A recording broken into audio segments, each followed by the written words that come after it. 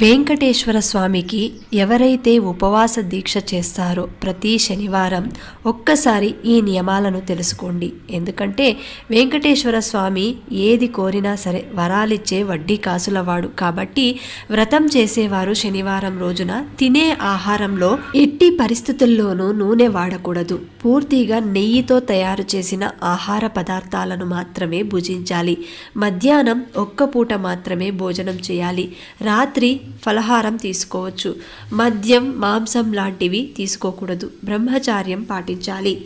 ఎవరైతే ఈ నియమాలను పాటిస్తూ 7 శనివారాల వ్రతాన్ని ఆచరిస్తారో వారి కోరిక తప్పకుండా ఫలిస్తుంది. ఇక ముడుపు ఎలా కట్టాలంటే, వ్రతం మొదలుపెట్టిన మొదటి రోజు ఒక పసుపు వస్త్రంలో 11 రూపాయలు దక్షిణ ముడుపు మూటలా కట్టి శ్రీనివాసుని పటం ముందు ఉంచి ఈ యొక్క సంకల్పం నెరవేరితే తిరుమలకు దర్శనానికి వస్తానని మొక్కుకోండి.